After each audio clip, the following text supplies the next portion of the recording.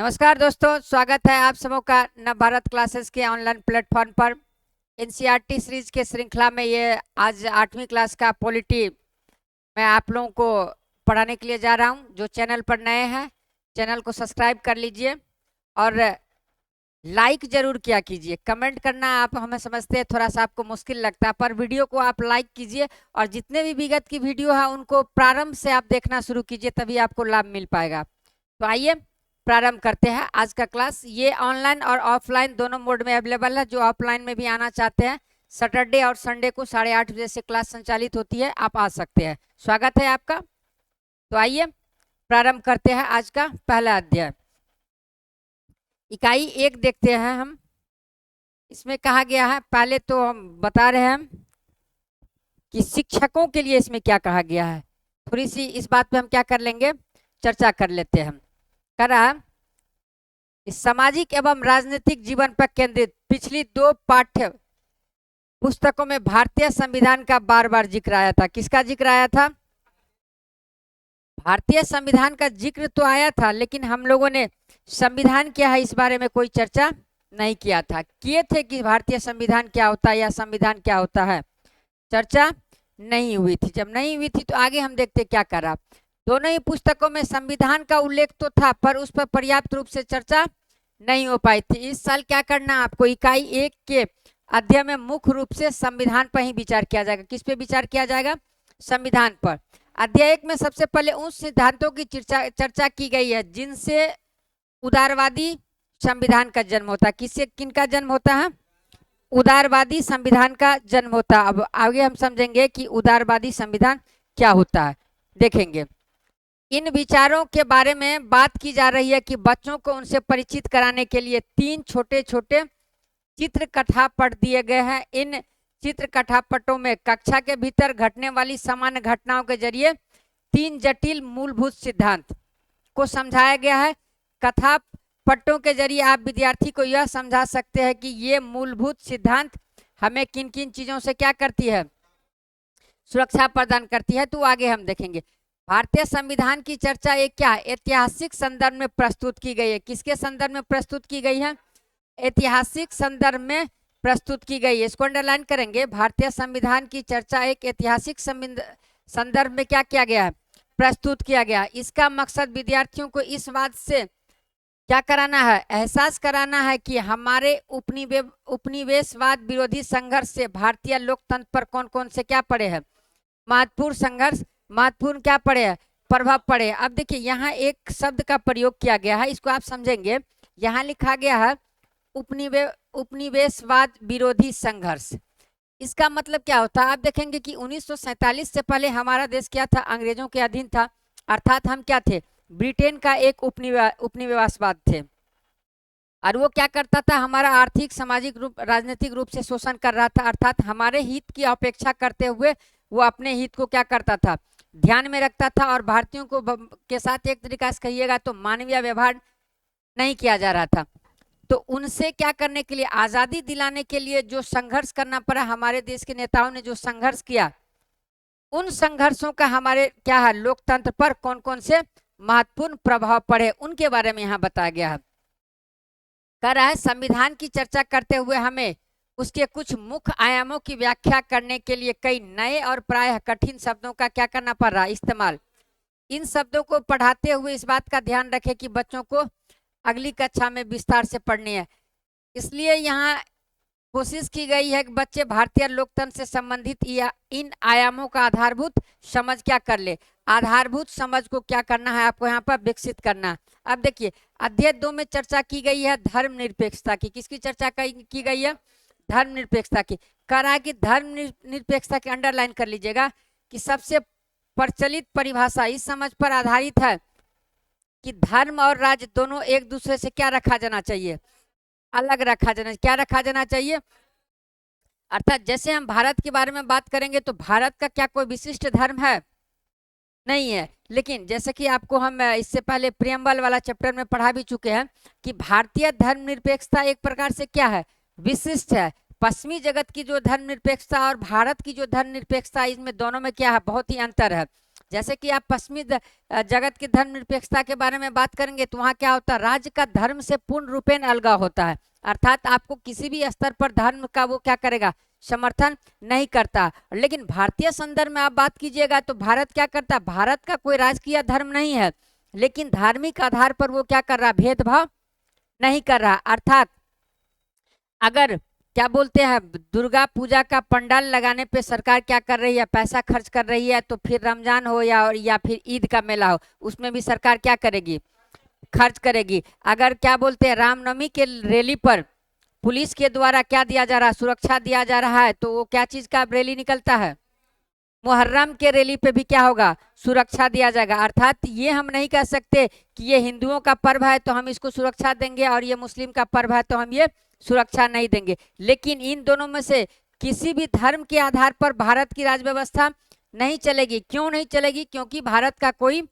धर्म नहीं है, लेकिन धर्म के आधार पर यह भेदभाव भी नहीं करेगा। तो इस मामले में हम क्या कहेंगे, हमारी धर्मनिरपेक्षता एक विशिष्ट है। और पश्चिमी जगत में मतलब आप कोई भी हो, अगर आपको धर्म के आधार पर चलना है तो सार्वजनिक जीवन में राष्ट्र के ओर से किसी भी प्रकार का सहयोग नहीं किया जाएगा। आप जैसे जुलूस निकालते हैं, चाहे हिंदू का जुलूस हो चाहे मुस्लिम का जुलूस हो, क्या करना पड़ता है, परमिशन लेना पड़ता है कि नहीं, लेना पड़ता है ना। और बदले में उसको पुलिस के द्वारा क्या प्रोटेक्ट किया जाता है, प्रोटेक्शन दिया जाता है। आगे आगे आप देखते होंगे पुलिस चलता है ताकि उसकी सुरक्षा क्या रहे, बरकरार रहे। तो हम ये तो नहीं हुआ कि हमारा क्या हुआ, भेदभाव हुआ।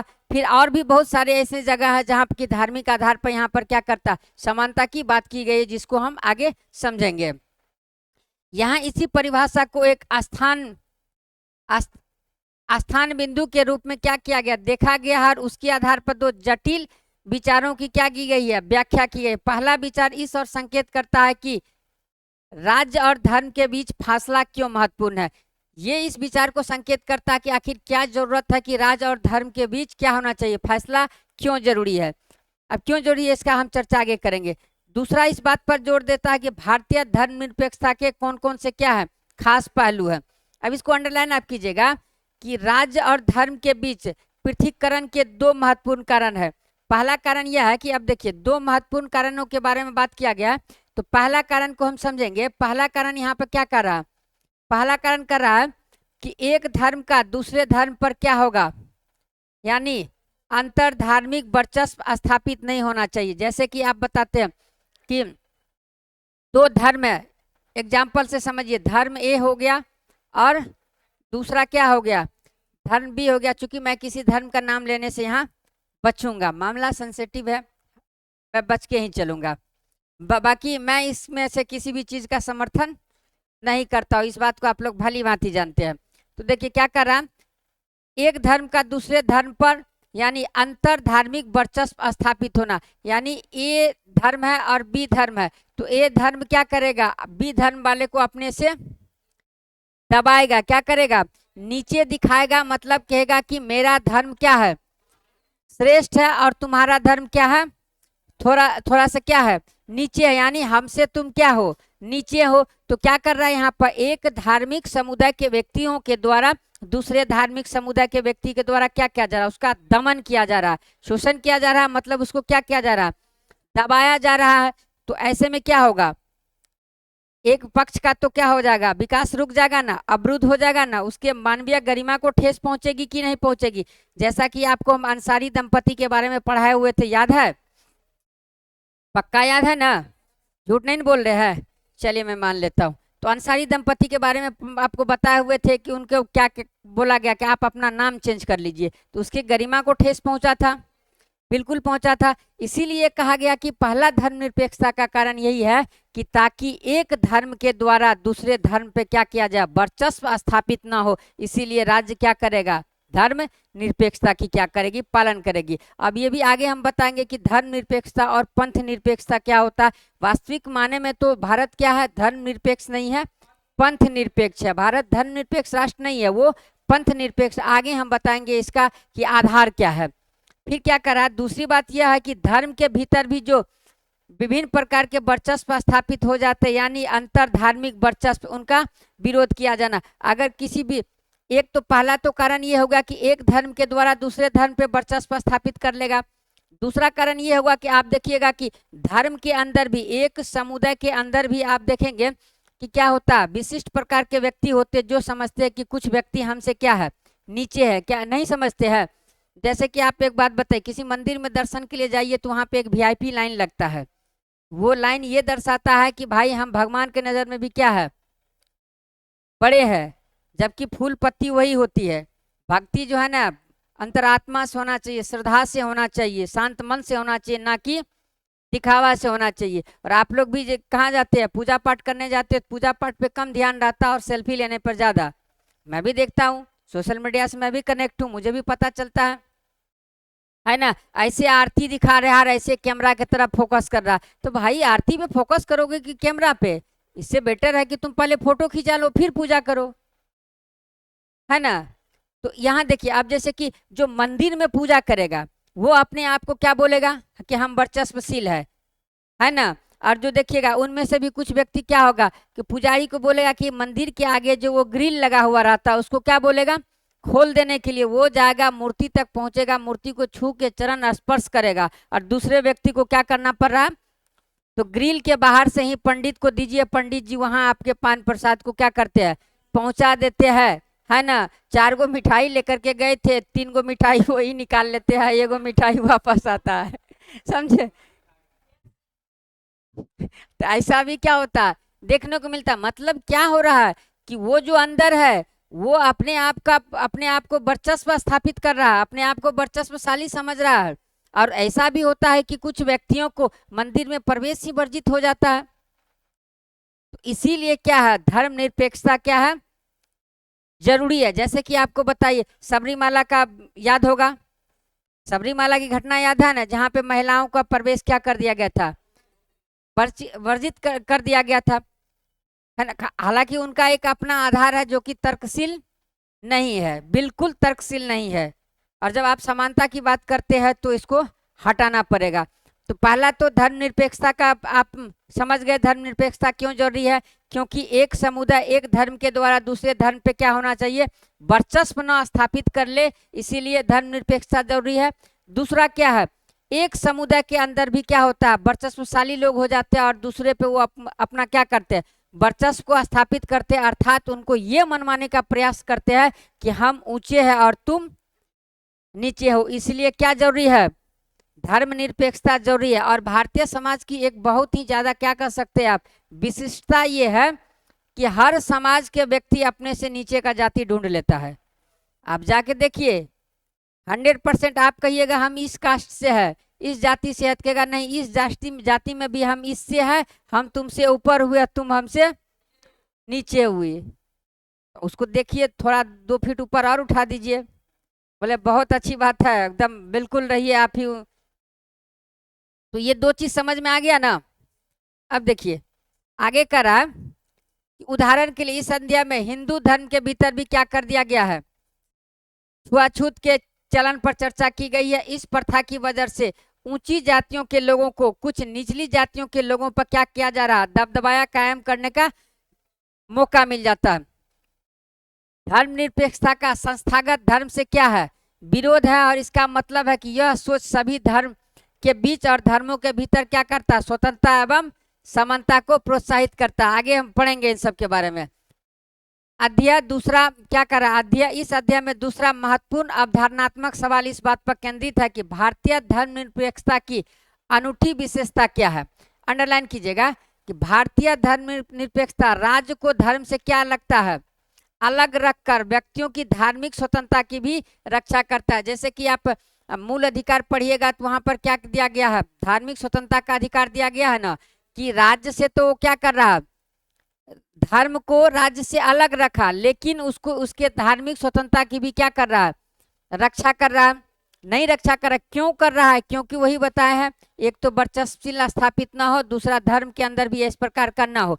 तो भारतीय धर्मनिरपेक्षता की ये विशेषता, ध्यान से देखिए क्या कर रहा है कि राज्य को धर्म से अलग रखा हुआ, अर्थात राज्य किसी धर्म का समर्थन नहीं करेगा, लेकिन व्यक्तियों की धार्मिक स्वतंत्रता जो है उनका भी क्या करेगा, रक्षा करेगा। लेकिन यह अवधारणा धर्मों के भीतर सुधार की भी क्या करती है, गुंजाइश करती है। इसका उद्देश्य यह है कि आपके धर्म के अंदर भी जो कुरीतियां आई है उसको क्या करना है, क्या करेंगे, सुधार करेंगे। जैसे कि आप बता रहे हैं, क्या कहता है, धर्म जाति लिंग जन्म स्थान के आधार पर क्या कर रहा है, विभेद का प्रतिषेध करता है। अर्थात मंदिर क्या है, एक सार्वजनिक स्थल है।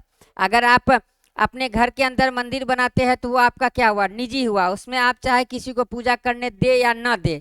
लेकिन अगर अगर आप जैसे कि पब्लिक प्रॉपर्टी, वो तो नहीं हो सकता। जैसे कि आप पूरे समाज से चंदा लेकर के, अभी जैसे कि राम मंदिर का निर्माण हुआ, आप इस आधार पर आप नहीं कह सकते किसी को कि जैसे कि ये जाति के आधार पर आप नहीं कह सकते कि इसमें क्या कीजिएगा, किसी को प्रवेश से आप क्या कर सकते हैं, वर्जित कर सकते हैं। तो ये क्या कर रहा है, एक प्रकार का जो है धर्म के अंदर भी सुधार का क्या कर दे रहा है, गुंजाइश कर दे रहा है।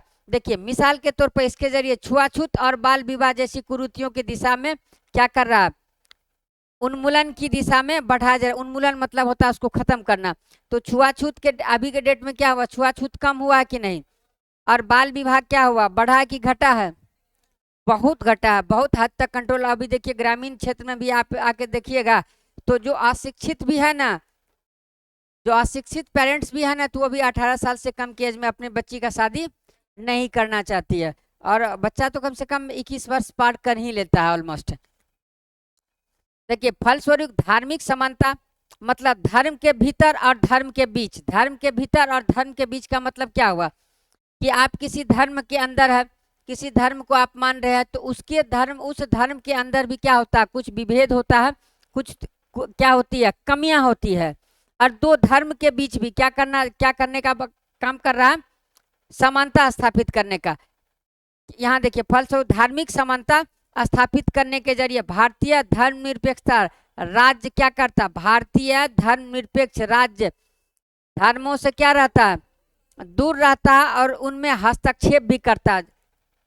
देखिए भारतीय धर्मनिरपेक्षता आपको क्या बता, एक तो धर्म से क्या है, दूर है, लेकिन धर्म में भी क्या करता, हस्तक्षेप करता है। अगर हस्तक्षेप नहीं करता तो धार्मिक आयोजन के लिए आपको क्या करना पड़ता, परमिशन लेने की आवश्यकता पड़ता नहीं ना पड़ता।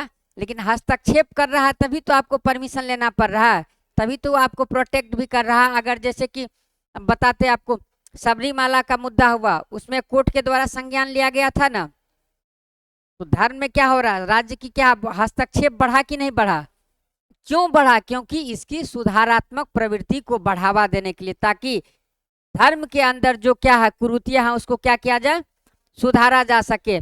और दो धर्मों के ऐसे भी बहुत सारे मामले आए हैं जो कि दो धर्मों के बीच रहता है, उनका भी जजमेंट सरकार के हस्तक्षेप से दिया जाता है। इसी वजह से अब कहाँ गया, कहाँ तक पहुंच गए, हाँ यहाँ तक। देखिए यह हस्तक्षेप पाबंदी के रूप में भी हो सकता है। पाबंदी मतलब कि रोक करता है, उसको प्रतिषेध करता है। जैसे छुआछूत के मामले में, छुआछूत के मामले में क्या करता है, रोकता है और धार्मिक अल्पसंख्यकों को सहायता मुहैया कराया जाता। अब देखिए धार्मिक अल्पसंख्यक को हम समझते हैं, सबसे पहले अल्पसंख्यक किसको कहते हैं। देखिए जैसे कि ये एक क्षेत्र है, समझ लीजिए ये एक क्षेत्र है, ठीक ना, यहाँ दो प्रकार के व्यक्ति रहते हैं, एक बोलता है हिंदी, क्या बोलता है, हिंदी, और दूसरा लोग क्या बोलते हैं, इंग्लिश बोलते, क्या बोलते हैं, इंग्लिश बोलते। इस हिसाब से समझते हैं। अब देखिए इतना लोग जो है क्या बोल रहा है, हिंदी बोल रहा है, और इतना लोग क्या बोल रहा है, इंग्लिश बोल रहा है। तो इस क्षेत्र में अल्पसंख्यक कौन हुआ, कौन हो गया, इंग्लिश वाले हो गया। जस्ट इसको हम उल्टा कर देते हैं, उल्टा अगर हम कर दे रहे हैं, इतना लोग क्या बोल रहा है, हिंदी, और इतना लोग इंग्लिश, ये तो अब यहाँ पर अल्पसंख्यक कौन हो गया, हिंदी वाले अल्पसंख्यक हो गया। अब देखिए इसी को समझिए कि एक क्षेत्र हो गया, यहाँ पर इतना लोग जो है ना मुस्लिम धर्म को समर्थन करते हैं, किसको समर्थन करते हैं, मुस्लिम धर्म को, और इतना लोग किसको समर्थन करते हैं, हिंदू धर्म को। तो अब इस क्षेत्र में अगर अल्पसंख्यकों की बात करेंगे तो यहाँ अल्पसंख्यक कौन होगा, मुस्लिम होगा, क्या होगा, मुस्लिम होगा। भाषा आधार पर, धर्म के आधार पर बता दिए। अब इसकी कुछ विशेष संस्कृति भी होती है, इसका आगे हम चर्चा करेंगे। तो अल्पसंख्यक कहने का मतलब हुआ जो छोटे से समुदाय का क्या करता हो, प्रतिनिधित्व करता हो, जो कि जैसे विशेष राजनीतिक इकाई के अंतर्गत जब एक चीज को मानने वाला ज्यादा लोग हो और दूसरे चीज को मानने वाला कम लोग हो, तो कम मानने वाला क्या हो गया, अल्पसंख्यक क्या हो गया? अल्पसंख्यक मतलब उसकी जनसंख्या क्या है? कम है। समझ गया? अल्पसंख्यक। अब देखिए इसकी धार्मिक अल्पसंख्यकों को सहायता मुहैया करवाता, आगे इसमें दिया हुआ है मूल अधिकार वाले चैप्टर में। देखिए इस अध्याय में इस बात की व्याख्या की गई है कि इसे सैद्धांतिक फासला बताया गया। इसका मतलब है कि राज्य की ओर से धर्म में किसी भी तरह का क्या है? हस्तक्षेप संविधान में सूत्रबद्ध किए गए आधार पर ही होता है। जैसे कि आपको बताते हैं, आपको धार्मिक स्वतंत्रता के आधार पर क्या पाबंदी लगाया जा सकता है? देखिए जब कोविड का समय आया, किसी भी धर्म का व्यक्ति क्यों नहीं हो उसके आयोजन पे क्या लग गया था? पाबंदी लग गया था ना। अर्थात संविधान में एक आधार दिया हुआ स्वास्थ्य। संविधान में ये बताएंगे आगे जब हम मूल अधिकार पढ़ाएंगे ना, तो वहां पे इन डिप्थ काफी अच्छे तरीके से चर्चा होगा। तो एक स्वास्थ्य का आधार दिया गया था ना, तो किसी भी मंदिर हो, मस्जिद हो, गुरुद्वारा हो, सभी पे क्या लग गया था? ताला लग गया था। पाबंदी छोड़िए, ताला लग गया था कि आप क्या कर सकते हैं? नहीं जा सकते हैं, घर के अंदर रहिए, सोशल डिस्टेंस मेंटेन कीजिए। तो सरकार ऐसे ही नहीं लगा दिया गया था इस पे पाबंदी, क्योंकि संविधान में इसका आधार दिया गया है कि स्वास्थ्य के आधार पर आप क्या कर सकते हैं? धार्मिक स्वतंत्रता पर क्या कर सकते हैं? रोक लगा सकते हैं। इसी प्रकार से और भी जो धार्मिक स्वतंत्रता दिया गया है, सबका आधार दिया गया है कि या फिर और भी जो स्वतंत्रता दी गई है तो उस पर पाबंदी लगाने का संविधान में बाकायदा क्या दिया गया है? आधार दिया गया। तो यहाँ यही कर रहा कि राज्य की ओर से किसी भी धर्म में किसी भी तरह का हस्तक्षेप जो करेगा, राज्य जो धर्म के मामले में कोई हस्तक्षेप करेगा, तो संविधान में जो प्रावधान दिए गए हैं उन्हीं के आदर्शों पर क्या होना चाहिए? ये होने चाहिए। व्यक्तिगत सोच पे आप कुछ नहीं कर सकते हैं। आपके मन में क्या है, आपकी मानसिकता क्या है, उसके आधार पर आप किसी धर्म पे पाबंदी नहीं लगा सकते हैं। संविधान में जो प्रावधान दिया गया और जो संविधान में वर्णित प्रावधान है उसी के आधार पर आप क्या करेंगे? उस पर हस्तक्षेप करेंगे। देखिए ऊपर जिन बातों की चर्चा की गई उनमें से कई बिंदु क्या काफी जटिल है, लिहाजा यह बहुत जरूरी है कि अध्ययन पढ़ने से पहले आप इन चीजों को क्या कीजिए? अच्छी तरीका से समझ लीजिए। चलिए अब आगे ही हम लोग बढ़ते हैं, इसको क्या करते हैं? समझते हैं। यहाँ कहा गया है भारतीय संविधान के बारे में। यहाँ कहा गया जैसे कि क्या करा, एक फुटबॉल का एग्जाम्पल दिया गया। किसका एग्जाम्पल दिया गया है? फुटबॉल के मैदान का एग्जाम्पल दिया गया है कि फुटबॉल को क्या करेगा? सभी लोग हाथ से खेलेगा, अच्छा पैर से खेलेगा। चलिए इतना बड़ा जानकारी आप लोग रख लिए है कि फुटबॉल को पैर से खेला जाता है। चलिए बढ़िया बात है। तो फुटबॉल को क्या करेगा? पैर से खेलेगा। और क्या करता है? हाथ से छूने के बाद उसको क्या माना जाता है? गलत माना जाता है, या फिर उसका कुछ नियम होगा उसके आधार पर क्या होता है? फिर उसको कुछ पेनल्टी देता होगा कि नहीं? जो भी होगा, कॉर्नर किक कैसे कैसे मारता है, हमें फुटबॉल के बारे में जानकारी नहीं है।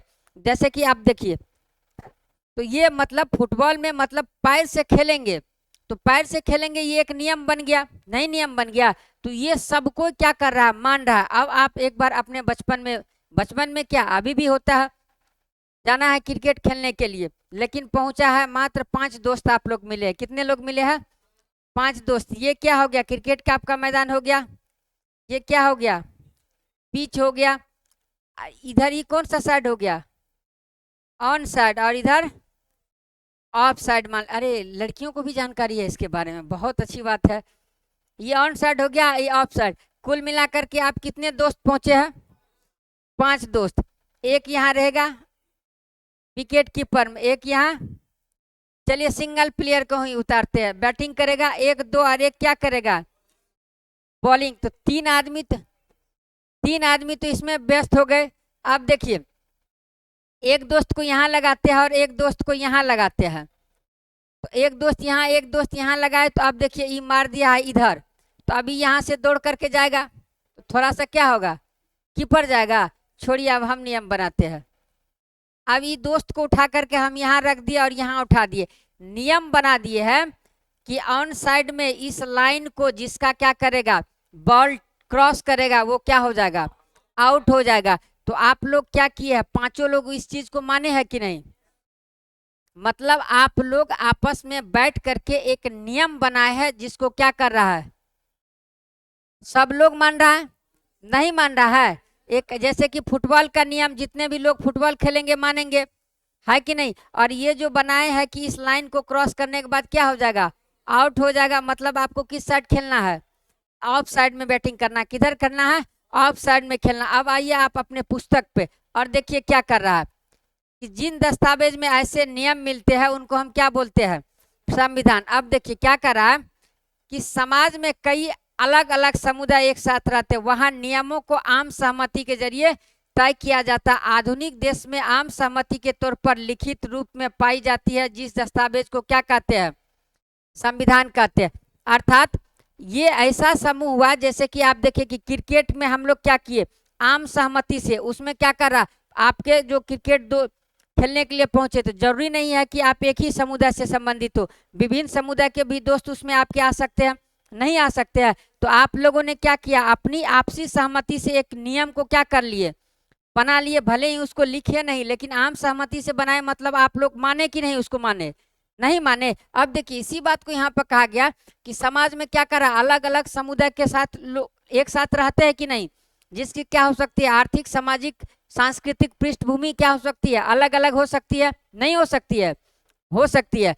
तो क्या कर रहा है, वहां नियमों को आम सहमति के जरिए से तय किया जाता है कि अर्थात कि ये भी नियम रहेगा, ये भी नियम रहेगा और ये भी नियम रहेगा। कुछ नियमों को एक क्या किया जाता है, संग्रहबद्ध किया जाता है, जो सभी को क्या होता है, स्वीकार होता, क्या होता है, सभी को स्वीकार है। जैसे कि ऑफ साइड में शॉट खेलने के लिए पांचों आदमी स्वीकार किए थे ना, मान के चलिए जो 5 आदमी थे वो 5 समुदाय के थे, क्या थे, 5 समुदाय के थे, और पांचों आदमी मिलकर के क्या किए थे, नियम बनाए थे।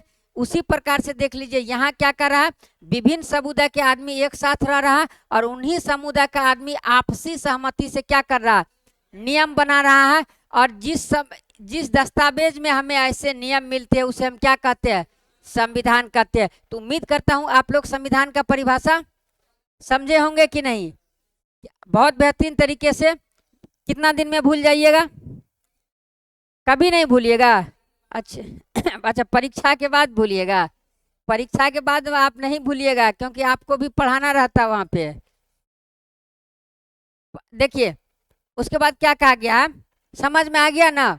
आप देखिए इस दस्तावेज का भी कई स्वरूप होता है, लिखित संविधान होता है, अलिखित संविधान होता है, कठोर संविधान होता है, नम्य संविधान होता है। इसके आधार पर भी हम वर्गीकरण करते हैं, इसका जो है ना सारा डिफिनेशन बताते। लेकिन ये कौन सी क्लास की है, 8वीं क्लास की है, तो हम फिर 8वीं स्तर से सोचते हैं, बाकी का बात हम लोग आगे की क्लास में करेंगे। क्या कर रहा है, सामाजिक एवं राजनीतिक जीवन की पाठ्य पुस्तक में हमें भारतीय संविधान पर क्या कर रहे हैं, चर्चा कर चुके हैं। इस किताब को पढ़कर क्या कभी यह सवाल आपके भीतर पैदा हुआ कि हमें संविधान की जरूरत क्यों, अंडरलाइन कीजिएगा कि हमें संविधान की जरूरत क्यों पड़ती है।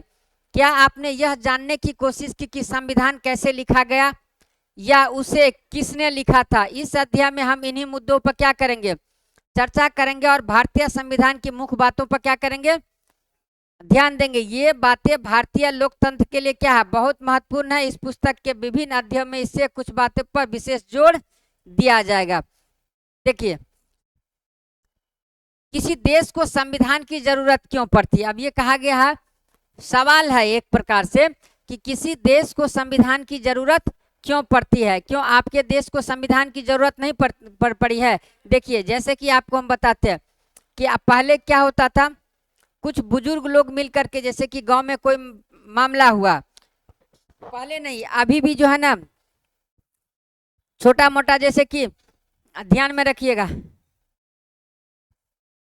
जैसे कि छोटा मोटा गांव में क्या होता था, मामला फंसता था। जैसे कि आपको बताए थे पिछले क्लास में कि खेत का मेड़ क्या हो गया था, तोड़ लिया था, तो कुछ लोग क्या बोला था कि थाना चलो, कुछ लोग क्या बोला था कि आपस में बैठ करके क्या कर लेते हैं, समझौता कर लेते। तो पहले प्राचीन समय में ऐसा ही होता था कि कोई विवाद हुआ तो आपसी तौर पे हम लोग क्या करते थे, बैठ करके आपस में क्या कर लेते थे, समझौता कर लेते, क्या कर लेते, आपस में बैठ करके समझौता कर लेते थे। लेकिन अभी देखिए अभी क्या करा, देखिए आज दुनिया के ज्यादातर देशों के पास क्या है, अपना संविधान है। हाँ, भारत ही नहीं, इवन दुनिया के ज्यादातर देशों के पास क्या है, अपना संविधान है। आमतौर पर सभी लोकतांत्रिक देशों के बारे में उम्मीद की जाती है कि उनके पास क्या होगा, संविधान होगा। लेकिन इसका यह मतलब नहीं है कि जिन देश के पास अपना संविधान हो वे सभी क्या होंगे, लोकतांत्रिक होंगे। यानी कह रहा है जिन देशों के पास क्या होगा, संविधान होगा, उन देशों के वह देश लोकतांत्रिक होगा, ऐसा जरूरी नहीं है। लेकिन हम आपको क्या बताए हैं कि लोकतंत्र का परिभाषा बता है। याद कीजिए लोकतंत्र में हम क्या कहते हैं, अर्थात ऐसी व्यवस्था जहाँ पे क्या होगा, सरकार किसके द्वारा चुना जाता हो, जनता के द्वारा चुना जाता हो।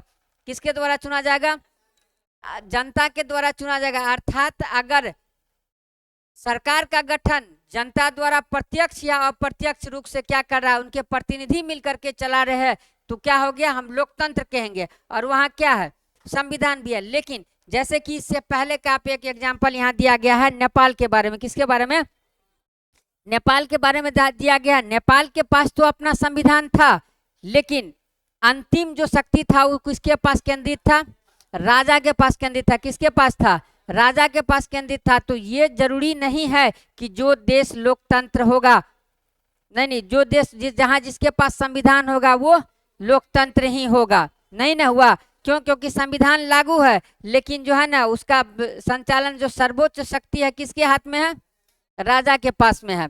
देखिए संविधान क्या करता है, कई उद्देश्यों की पूर्ति करता। पहला, यह दस्तावेज उन आदर्शों को सूत्रबद्ध करता है जिनके आधार पर नागरिक अपने देश को अपनी इच्छा और सपनों के अनुसार क्या कर सकते हैं, रच सकते हैं। प्रियम्बल को याद कीजिए कि हमने क्या किया था, हमारा संविधान कैसे होगा, इसका हमने उसमें आदर्श को प्रस्तुत किए है ना, कि हम संविधान कैसे बनाएंगे। तो यहाँ यही बात कहा गया है कि यह उन दस्तावेज को के आदर्शों को सूत्रबद्ध करता है जिनके आधार पर क्या करता है, नागरिक अपनी इच्छा के अनुसार क्या कर सकते हैं, रच बस सकते हैं। जैसे आप अपने घर का क्या करते हैं, डेकोरेशन जब करते हैं तो आपको पता रहता है ना कि फोटो कहाँ लगाएंगे, एक्वेरियम कहाँ लगाएंगे, बेड कहाँ लगाएंगे, पर्दा किस कलर का होगा, तो आप अपने हिसाब से करते हैं। इसी प्रकार से कहा गया है कि हम उन आदर्शों को सूत्रबद्ध करना चाहते हैं जिन आदर्शों के आधार पर हम क्या करेंगे, अपने देश का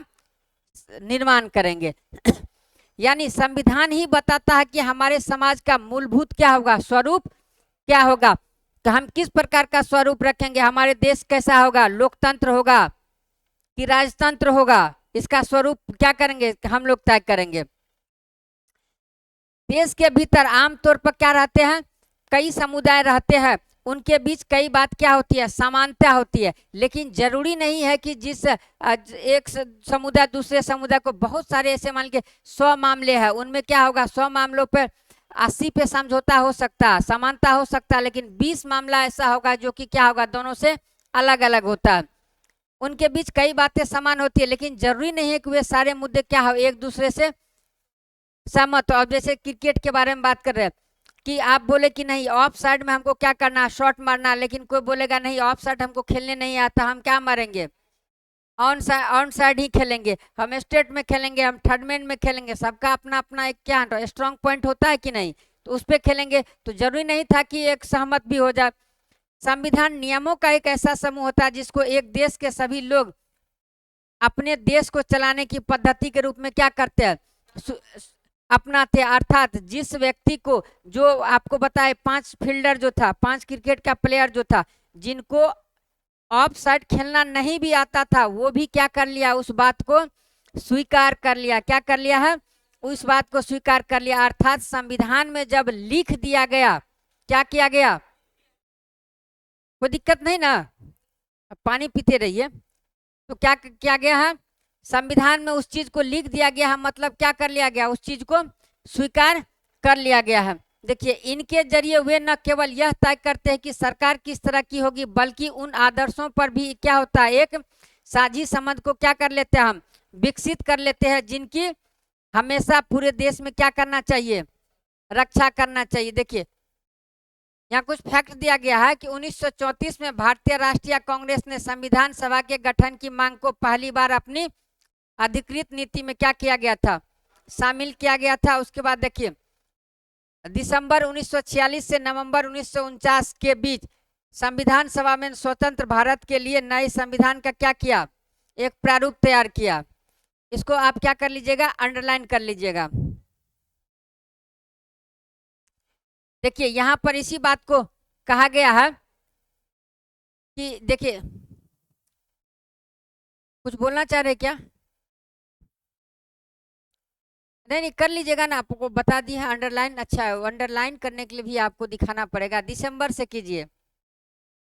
उसके बाद संविधान सभा के सदस्यों ने स्वतंत्रता संघर्ष से उपजे महान आदर्शों को ध्यान में रखते हुए काम को गंभीरता से अंजाम दिया। हो गया। देखिए यहाँ पर कुल ये बताया गया है कि यहाँ देखिए आपको जैसे लोकतंत्र के बारे में बता रहे हैं, तो पहले क्या था, एक मिनट ध्यान में देखिएगा। पहले क्या था, देखिए नेपाल के बारे में यहाँ पर हम बात किए थे, तो नेपाल में क्या था, नेपाल में क्या था, पहले राजतंत्र था, लोकतंत्र नहीं था। वहां संविधान था, नेपाल में संविधान था, लेकिन क्या था, लोकतंत्र नहीं था। देखिए 1990 में बना नेपाल का पिछला संविधान इस सिद्धांत पर आधारित था कि शासन की सर्वोच्च सत्ता किसके पास होगी, सर्वोच्च सत्ता किसके पास होगी, राजा के पास होगी। किसके पास होगी, राजा के पास होगी, अर्थात चुनी हुई लोगों के पास नहीं है। राजा का चुनाव हो रहा था, नहीं हो रहा था। जब राजा का चुनाव होगा तो राजतंत्र रहेगा ही नहीं, राजतंत्र क्या हो जाएगा, खत्म हो जाएगा, वो किस में आ जाएगा, स्वतंत्र हो जाएगा।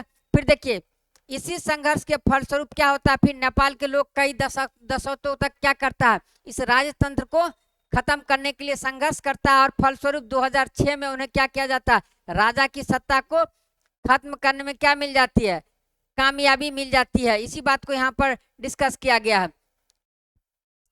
इसलिए देखिए क्या करा, जिस तरह से फुटबॉल के खेल के नियम बदलते हैं क्या हो जाता है, खेल बदल जाता है, उसी तरह नेपाल को भी राजतंत्र की जगह अब क्या हो गया है, लोकतांत्रिक शासन व्यवस्था चलने के कारण अपने सारे नियम क्या होंगे, बदलने होंगे।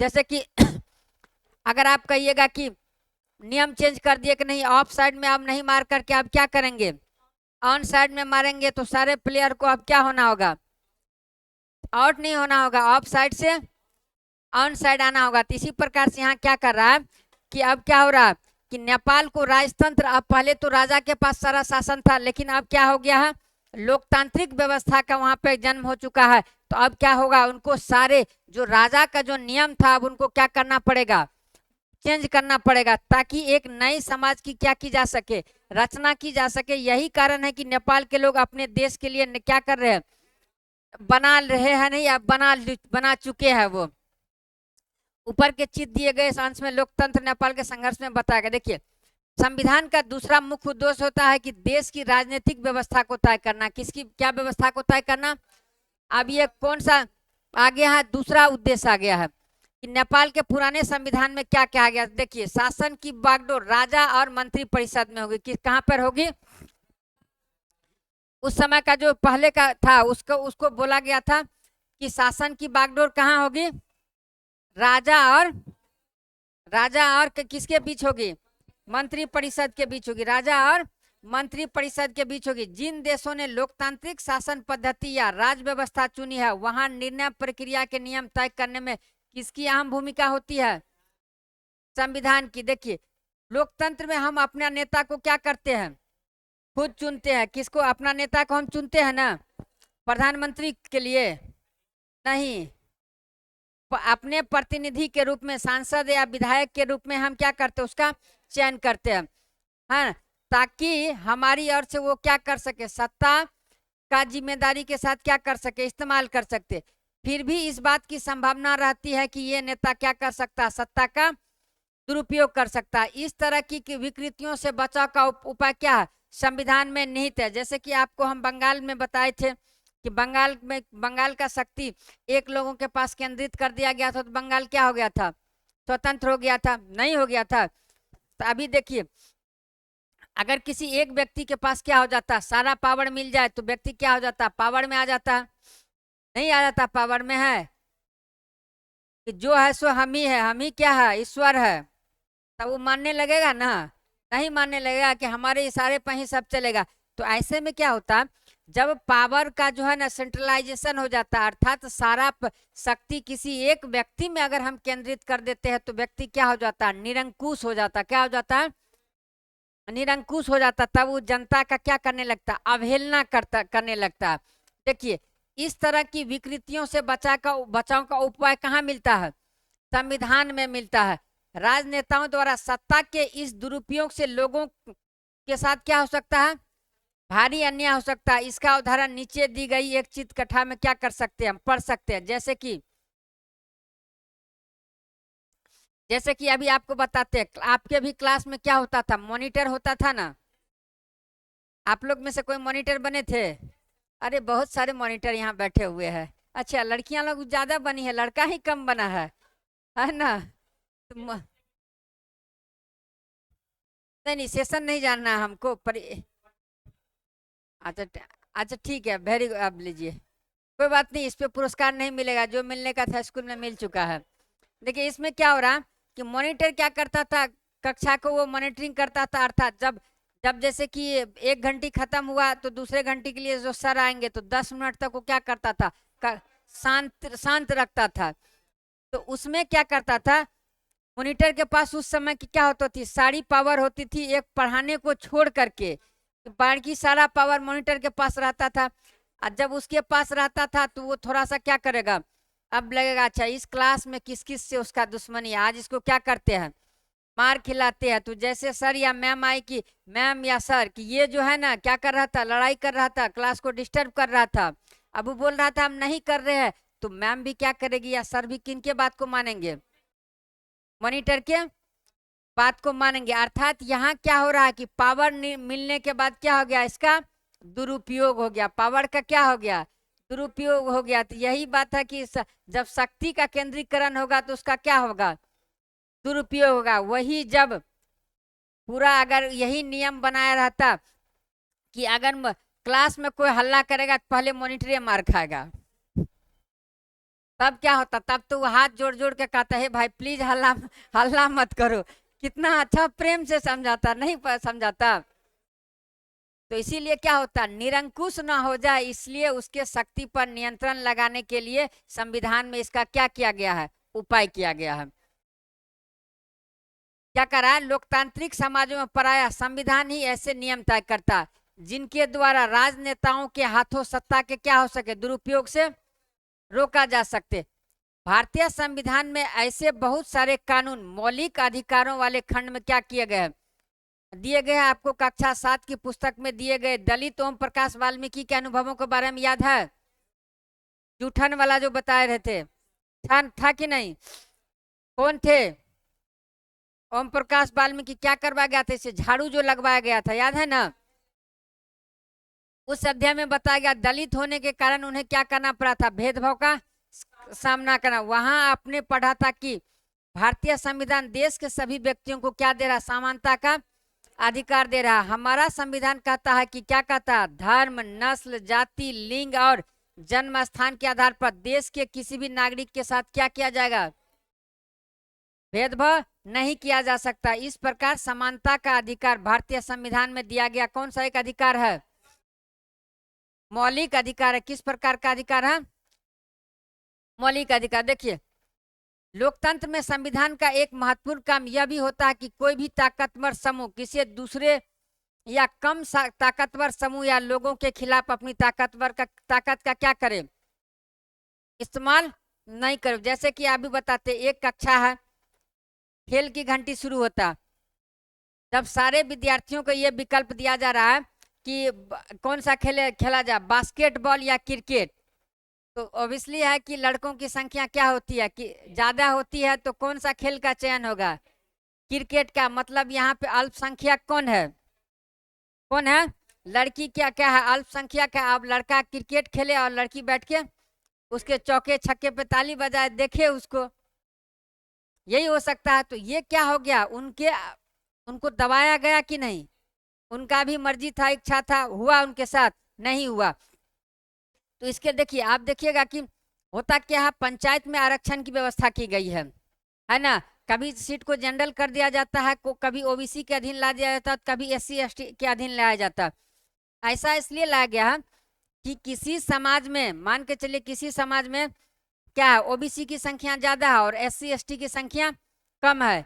अगर 5 साल 10 साल कौन रहा, ओबीसी रहा, तो 15वां साल क्या जाएगा, सीट कौन सा हो जाएगा, एससी एसटी का। इसलिए कि भारत में जाति व्यवस्था है, इसको आपको स्वीकार करना पड़ेगा।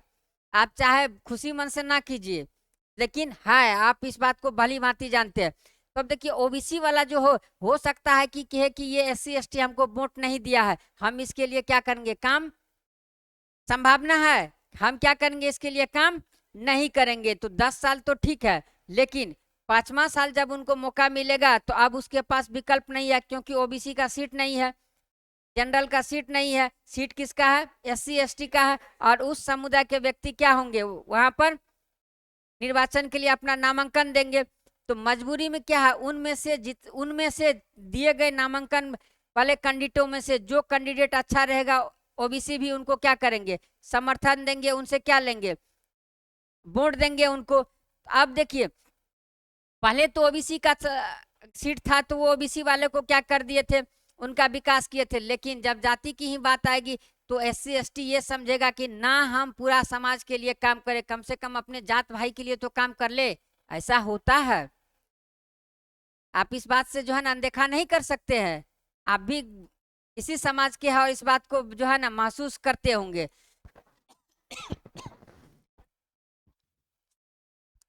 क्या कर रहा है, तो इसीलिए ये क्या कर रहा है, आपने क्या कर रहा है, ताकत का इस्तेमाल कर रहा है। यही जब नियम बना दिया जाता कि सप्ताह का जो है ना 5 रोज क्रिकेट खेला जाएगा, अब बाकी 2 रोज बचता है, बाकी 2 रोज क्या किया जाएगा, बास्केटबॉल खेला जाएगा। क्या किया जाएगा, बास्केटबॉल खेला जाएगा। तो आप देखिए लड़कियां भी खुश हो जाती है, और लेकिन फिर भी बराबरी तो यहाँ मिला नहीं मिला ना। 3 रोज बास्केटबॉल और 3 रोज क्रिकेट खेला जाता, और बचे हुए एक दिन में जो है ना क्यूज प्रतियोगिता आरंभ करवा दिया जाता। होता था ऐसा नहीं होता। अरे मेरी भी स्कूलिंग हुई थी, छोटा छोटा क्यारी मिलता था फूल लगाने के लिए, जिसका फूल अच्छा होता था बकायदा पुरस्कार भी मिलता था, है ना। अब देखिए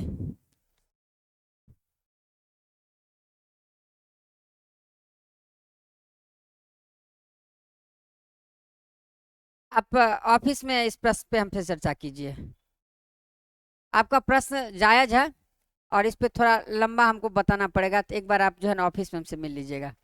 देखिए क्योंकि हम NCERT पढ़ा रहे हैं, तो इसी आधार का आप प्रश्न भी हमसे पूछे तो अच्छा रहेगा। नहीं, आपका प्रश्न सही है, मैं आपको बता रहा हूँ ना, क्लास के बाद आप हमसे पूछ लीजिएगा। देखिए इस तरह की अस्वस्थ हालत क्या करता है, लोकतांत्रिक समाज में भी पैदा हो सकते हैं, जहां पर क्या होता है, बहुमत वाला गुट लगातार ऐसे फैसले लागू करता है जिनमें अल्पसंख्यकों की क्या होती है, सहमति नहीं होती है, जिससे उनका क्या हो जाता है, नुकसान हो जाता है। क्योंकि लड़का की संख्या ज्यादा था, लड़का क्रिकेट खेलने के लिए राजी हो गया और लड़कियों को बास्केटबॉल खेलने का अवसर मिला नहीं मिला, तो उनका क्या हो गया, नुकसान हुआ कि नहीं, हो गया। बहुमत की क्या होती है, निरंकुशता का खतरा क्या हो रहता है, हर समाज में बना हुआ रहता है। तो संविधान में दिए गए नियमों से इस बात का ख्याल रखा जाता है कि अल्पसंख्यकों को किसी ऐसी चीज से वंचित न किया जाए जो क्या हो जाए, बहुसंख्यकों के लिए क्या है, सामान्य रूप से उपलब्ध है। मतलब अल्पसंख्यकों को किसी ऐसे चीज से क्या करेंगे आप,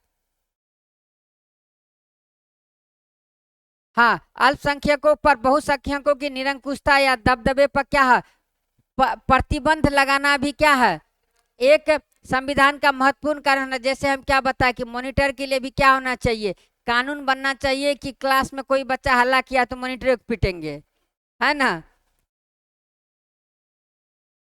तब कोई बनना ही नहीं चाहेगा। अब बनना भी चाहेगा तो ऐसा व्यक्ति बनेगा कि जिसका कि क्लास का हर एक बच्चा बात मानता हो। समझिए वो कितना आदर्शवादी इंसान होगा, इस बात को सोचे है। बनना नहीं चाहेगा ये तो तुरंत सोच लिए, लेकिन इस बात को सोचिए कि जो व्यक्ति बनेगा वो व्यक्ति कितना आदर्शवादी होगा, कि हर एक बच्चा और उस स्थिति में उसका बात मान रहा है, तो उसका आगे जाकर के कितना महान व्यक्ति बनेगा वो, है ना। अच्छा ठीक है, देखिए आप अपने बच्चे को बनाइएगा इतना ही महान। देखिए यह दबदबा एक समुदाय द्वारा दूसरे समुदाय के ऊपर भी क्या हो सकता है जिससे अंतर सामुदायिक कौन सा वर्चस्व, बता चुके हैं प्रारंभ में कि जाति के अंतर भी क्या होता है, वर्चस्व होता है। या फिर एक ही समुदाय के भीतर कुछ लोगों को क्या कर देते हैं, दबा देते हैं, जिससे अंतर सामुदायिक कम्युनिटी वर्चस्व कहते हैं। अंडरलाइन कर रहे हैं इन सबको, की अंडरलाइन। चलिए अब आ रहा है कि संविधान क्यों होना चाहिए। क्या कर रहा है, संविधान क्यों होना चाहिए। इसका तीसरा महत्वपूर्ण कारण यह है कि हम खुद को अपने आप से बचा सके। यह बात क्या लगता है, सुनने में अजीब लगता है। असल में इसका मतलब यह है कि कई बार हम किसी मुद्दे पर क्या करते हैं, बहुत तीखे ढंग से सोचने लगते, क्या करने लगते हैं, बहुत तीखे ढंग से सोचने लगते हैं। जैसा देखिए, ऐसे विचार हमारे व्यापक क्या कहते हैं, इस कहाँ है, हाँ ठीक है। असल में इसका मतलब कि हम कई मुद्दों पर क्या करते हैं, बहुत तीखे ढंग से सोचने लगते हैं। ऐसे विचार हमारे व्यापक हितों के लिए क्या हो सकता है, नुकसानदेह हो सकता।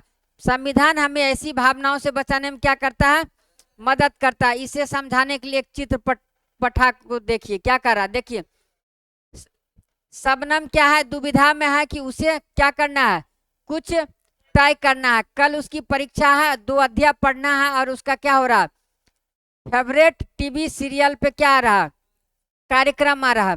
अब वो ये सोच रही है कि हम टीवी देखेंगे तो मेरा 2 चैप्टर का क्या हो जाएगा, रिवीजन छूट जाएगा और एग्जाम में हम अच्छे ढंग से नहीं लिख पाएंगे। तो ये अब ये दिमाग लगाती है कि ऐसा करते हैं कि आज टीवी को बंद रखते हैं ताकि किसी का, मेरा जो है ना, कोई नहीं देखेगा। जब कोई नहीं देखेगा तो मेरा भी मन का कहाँ जाएगा, पढ़ाई करने पर नहीं जाएगा। अब देखिए ऐसे विचार हमारे व्यापक हित के लिए क्या हो सकते हैं, नुकसानदेह हो सकते हैं। अर्थात आप जो सोच रहे हैं वो दूसरे के लिए सही नहीं है। शबनम तुम परेशान लग रही हो, अपने पेरेंट्स से शेयर करती है और यही चीज को इसमें दिखाया गया है। देखिए अब क्या करा, संविधान हमें ऐसे फैसले लेने से भी रोकता है जिनसे उन बड़े सिद्धांतों को क्या हो सकती है, ठेस पहुंच सकती है, जिनमें क्या करती है, देश आस्था रखता है। जैसे उदाहरण के तौर पर क्या कर रहा है, हो सकता है कि लोकतंत्र को मानने वाले अधिकांश लोग गंभीरता से महसूस करने लगे ये दलगत राजनीति। कौन सा दलगत, ये जो दल बना हुआ यानी पार्टी पॉलिटिक्स बहुत विकृत हो चुकी है। अब क्या करना चाहिए, बहुत ज्यादा गठबंधन की सरकार बन रहा है, बहुत ज्यादा पार्टी बन चुका है। अब इसको क्या करना चाहिए, किसी आदमी का मन क्या हो गया, विकृत हो गया। अब इन सबको क्या करो, खत्म कर दो। क्या कर दो, खत्म कर दो, खत्म कर दो, ठीक। उसके बाद क्या कर रहा, महसूस करने दलगत राजनीति को विकृत हो, इसलिए अब चीजों को दुरुस्त करने के लिए क्या करना चाहिए, किसी तानाशाह को सौंप देना चाहिए या क्या करना चाहिए, फौजी शासन लागू कर देना चाहिए। तो उस व्यक्ति के मन में आ रहा, लेकिन क्या ये भावना उसके लिए सही है, नहीं है। क्यों नहीं है, क्योंकि इस भावना में बहकर लोग बहुधा इस बात को महसूस नहीं कर पाएंगे कि लंबे दौर में तानाशाही शासन जो उनके सारे हितों को क्या कर देगा, तहस नहस कर देगा। जैसे कि अंग्रेजी शासन के दौरान हुआ था कि नहीं। एक अच्छा संविधान देश की बुनियादी संरचना को इस तरह के क्या करता, उन्माद से बचाता। मतलब आप मनमानी नहीं कर सकते हैं, संविधान जो कहेगा वही करना पड़ेगा। क्या करना पड़ेगा, संविधान जो कहेगा उसी बात को क्या करना पड़ेगा। या ऐसे प्रावधानों को आसानी से पलटने नहीं देता जिनके जरिए नागरिकों को अधिकारों का क्या करता, आश्वासन मिलता है और उनकी स्वतंत्रता की क्या होती है, रक्षा होती है। अर्थात आपको जो अधिकार दे दिया गया है उस अधिकार से अब आपको क्या किया जाएगा, वंचित नहीं किया जाएगा। और इसकी रक्षा कौन करती है, संविधान करती है। इस चर्चा से आप समझ जाएंगे कि संविधान किसी भी लोकतांत्रिक समाज में कितना क्या करता है, महत्वपूर्ण भूमिका निभाता है। अब देखिए आइए हम भारतीय संविधान के कुछ मुख्य आयामों का अध्ययन करें और इस बात से समझे कि उपरोक्त बिंदु कुछ खास आदर्शों और नियमों के तहत क्या करते हैं, ग्रहण करते, क्या करते, नियमों के तहत क्या करते हैं, ग्रहण कर। देखिए 20वीं सदी आते आते भारतीय राष्ट्रीय आंदोलन कई दशक क्या हो चुका था, पुराना हो चुका था। स्वतंत्रता संघर्ष के दौरान राष्ट्रवादियों ने इस बात पर काफी विचार किया था कि स्वतंत्र भारत किस तरह का होना चाहिए। क्या किया था, एक भावी भविष्य के निर्माण का इन लोगों ने संकल्पना किया था, मतलब कल्पना किया था। ब्रिटिश शासन के अंतर्गत उन्होंने जिन नियमों को मानना पड़ा था उन्होंने खुद नहीं बनाए थे। जैसे कि ब्रिटिश शासन, जब हमारे देश पर ब्रिटिशों का शासन था और उस समय जिन हम नियमों को मानते थे, क्या वो नियम हमारे द्वारा बनाया गया था? किसके द्वारा बनाया गया था? हाँ, देखिए, बनाए गए थे। औपनिवेशिक राज के लंबे अत्याचारी शासन ने भारतीयों के सामने इतना जरूर स्पष्ट कर दिया था कि स्वतंत्र भारत को एक कैसा देश होना चाहिए? तानाशाह देश नहीं होना चाहिए। किस प्रकार का देश होना चाहिए? लोकतांत्रिक देश होना चाहिए। उसमें प्रत्येक नागरिक को क्या होना चाहिए? समान माना जाएगा और सभी को सरकार में क्या होगा? हिस्सेदारी का अधिकार होगा। इसके बाद यह तय करना था कि भारत में लोकतांत्रिक सरकार का गठन कैसे किया जाए और उसके कामकाज के क्या होंगे? नियम कैसे होंगे? यह काम किसी एक आदमी के वश का नहीं था। इसमें लगभग 300 लोगों ने क्या किया था? योगदान दिया था, जो 1946 में गठित की गई कौन सी संविधान सभा के क्या थे? सदस्य थे। और भावी संविधान के निर्माण के लिए अगले 3 साल तक संविधान सभा की क्या होते रही? बैठक क्या हो रही? होते रहे। लंबा अध्याय ना, कोई लंबा नहीं है।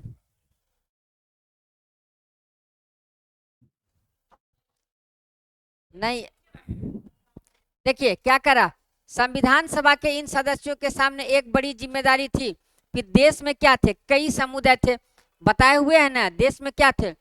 कई समुदाय थे। उनकी ना तो एक भाषा थी और ना क्या था? एक धर्म था। विविधता वाले चैप्टर में बताए हुए थे ना कि ना एक भाषा है, कई समुदाय के लोग हैं, कई समुदाय के लोग हैं, जो ना तो उनकी एक भाषा है और ना उनकी क्या है? एक धर्म है और ना एक जैसी क्या है? संस्कृति है। वैसे भी जब संविधान लिखा जा रहा था उस समय हमारा देश क्या होता? भारी उथल पुथल से क्या हो रहा था? गुजर रहा था। भारत और क्या था? पाकिस्तान का बंटवारा लगभग क्या हो चुका था? तय हो चुका था। कुछ रियासतें तय नहीं कर पा रही थी कि उनका भविष्य क्या होगा। जैसे कि हम जम्मू कश्मीर, जूनागढ़ और हैदराबाद के बारे में बताए हुए थे। वे किधर जाएंगी? जनता की सामाजिक आर्थिक स्थिति क्या थी? भयानक थी। संविधान सभा के सदस्यों के सामने ये सारे मुद्दे थे, लेकिन उन्होंने अपने इस ऐतिहासिक दायित्व को कैसे पूरा किया? बहादुरी के साथ पूरा किया और देश को एक ऐसा कल्पनाशील दस्तावेज दिया जिसमें राष्ट्रीय एकता को बनाए रखते हुए विविधता के प्रति क्या किया गया था? गहरा सम्मान दिखाई देता। उन्होंने जो दस्तावेज तैयार किया उनमें सामाजिक आर्थिक सुधारों के जरिए गरीबी उन्मूलन और प्रतिनिधियों के चयन में जनता की क्या थी? महत्वपूर्ण भूमिका पर क्या किया गया? काफी जोर दिया गया। आगे के हिस्से में भारतीय संविधान के कुछ मुख्य आयामों का उल्लेख किया गया है। इन बातों को पढ़ते हुए विविधता, एकता, सामाजिक आर्थिक सुधार और प्रतिनिधित्व से संबंधित उपरोक्त चर्चाओं को क्या किया जा रहा है? लगातार ध्यान में रखिए। क्या करना? ध्यान में रखना किन किन बातों को? विविधता को, एकता को, सामाजिक आर्थिक सुधार और प्रतिनिधित्व से। देखिए, रखिए, जिनसे इस दस्तावेज को लिखने वाले जूझ रहे थे, इसे समझने की क्या करना है? कोशिश करना है। उन्होंने स्वतंत्र भारत को शक्तिशाली लोकतांत्रिक समाज बनाने के उद्देश्य को पूरा करने के साथ इन चिंताओं का क्या किया? किस तरह से हल का सामना किया? अब देखिए, पहला आ रहा संघवाद। क्या बोल रहा है? संघवाद। इसका मतलब है कि देश में एक से ज्यादा स्तर का क्या होगा? सरकार होगा। एक से ज्यादा स्तर का सरकार का मतलब हुआ कि आपको स्थानीय स्तर पर सरकार, फिर राज्य स्तर पर सरकार और संघ स्तर पर मतलब केंद्र सरकार, राज्य सरकार और स्थानीय सरकार। सबसे इतना बात को आप सीधा सीधा समझ लीजिए। ये यहाँ से प्रश्न भी आया हुआ है।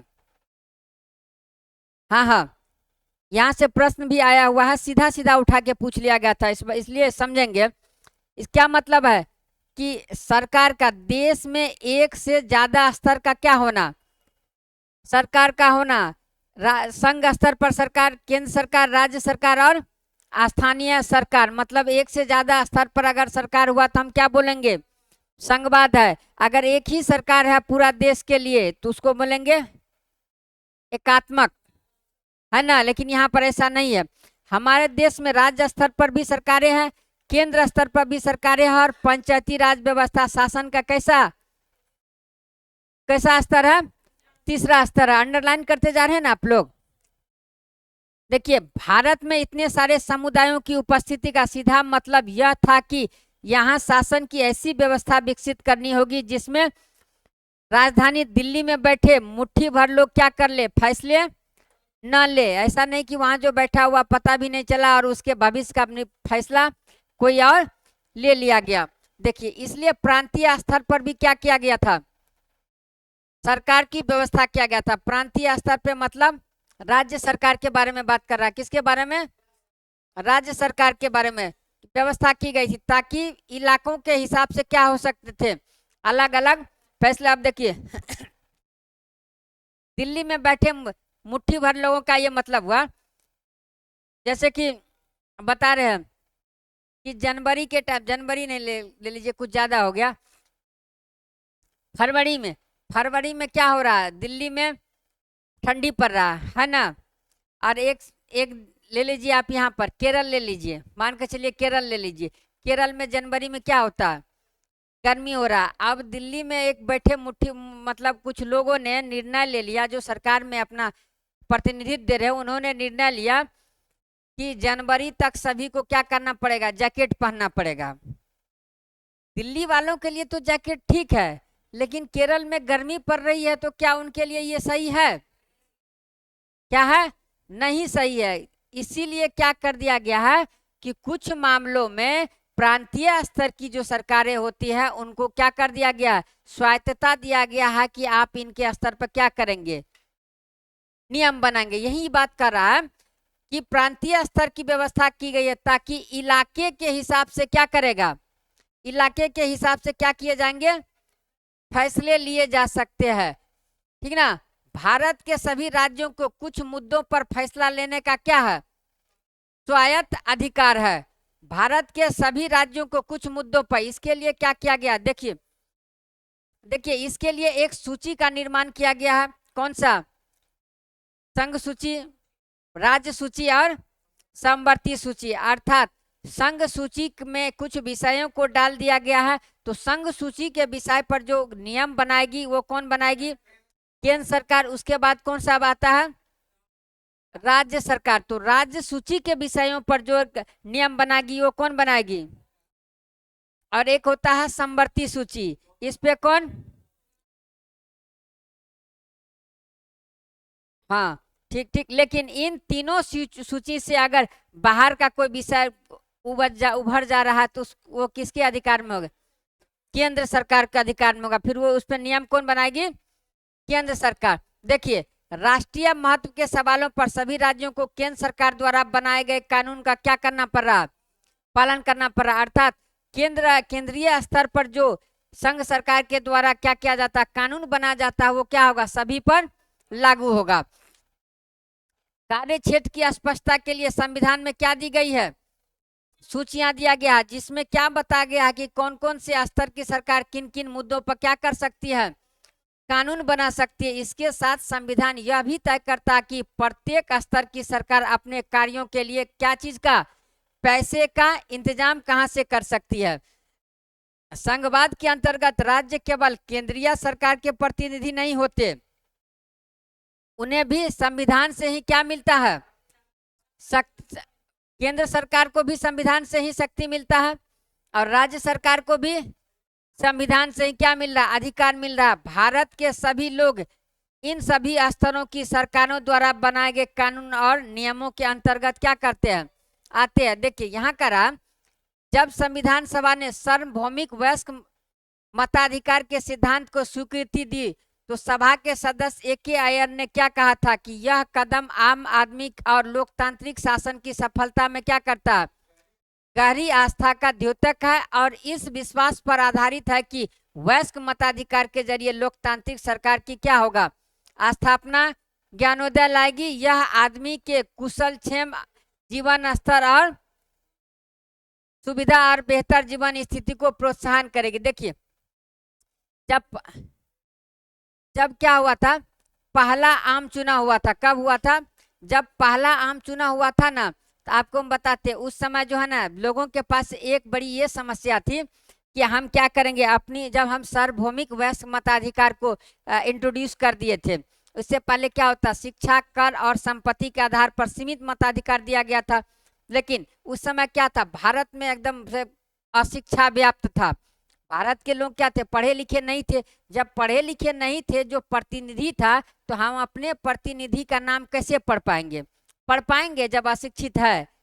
जब अशिक्षित है तो हम नहीं पढ़ पाएंगे। तो नहीं पढ़ पाएंगे तो मतलब हम अपने पसंद के कैंडिडेट का क्या कर सकते हैं, चयन नहीं कर सकते हैं। तो चयन नहीं कर सकते हैं, तो इसी समस्या को दूर करने के लिए लाया गया चुनाव चिन्ह, ताकि और ऐसा चुनाव चिन्ह लाया गया कि जो है ना, कि धर्म के आधार पर चुनाव चिन्ह नहीं हो, धर्म के आधार पर चुनाव चिन्ह नहीं हो। और ऐसे चुनाव चिन्ह को लाया गया ताकि अभी भी देखिए गांव में जो बुजुर्ग लोग हैं उनको समझाया जाता है कि मेरा ई छाप है।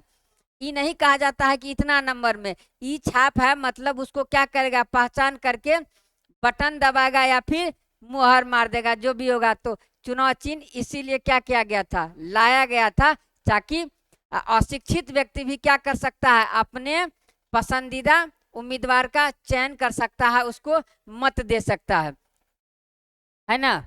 एक मिनट,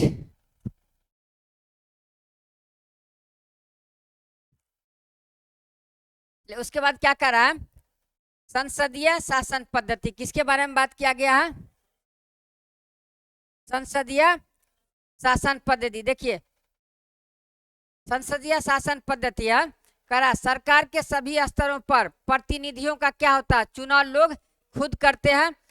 7वीं कक्षा में जो है शुरू में कांता की कहानी आप लोगों को पता ही है, ठीक ना। क्या करा, भारत का संविधान, अंडरलाइन कीजिएगा, भारत का संविधान, संविधान अपने सभी वयस्क नागरिकों को क्या चीज का अधिकार देता है, वोट डालने का अधिकार देता है। संविधान सभा के सदस्य जब संविधान की रचना कर रहे थे तो उन्हें लगा कि स्वतंत्रता संघर्ष ने भारतीय जनता को वयस्क मताधिकार का क्या कर दिया, पढ़ने प्रयोग करने का योग्य बना दिया गया। उन्हें विश्वास था कि इसमें न केवल लोकतांत्रिक सोच व तौर तरीकों को प्रोत्साहन मिलेगी, बल्कि जाति, वर्ग, औरत मर्द के फर्क पर आधारित क्या होगा, ऊंच नीच की बेड़ियां को भी क्या किया जाएगा, तोड़ा जा सकेगा। सार्वभौमिक मताधिकार का मतलब है कि अपने प्रतिनिधियों के चुनाव में देश के लोगों का क्या होगा, सीधी भूमिका होगी। इसके अलावा हर व्यक्ति खुद भी क्या कर सकता है, चुनाव लड़ सकता है, चाहे उसकी सामाजिक पृष्ठभूमि क्या होगा, कैसी भी क्यों ना हो। ये प्रतिनिधि जनता के प्रति क्या होते हैं, जवाबदेह होते, क्या होते हैं, जनता के प्रति जवाबदेह होते हैं। लोकतांत्रिक कार्य पद्धति में प्रतिनिधित्व क्या हो जाता है, क्यों महत्वपूर्ण होता है, इसके बारे में आप इसी पुस्तक की क्या करेंगे, दूसरी इकाई में पढ़ेंगे। और जो है ना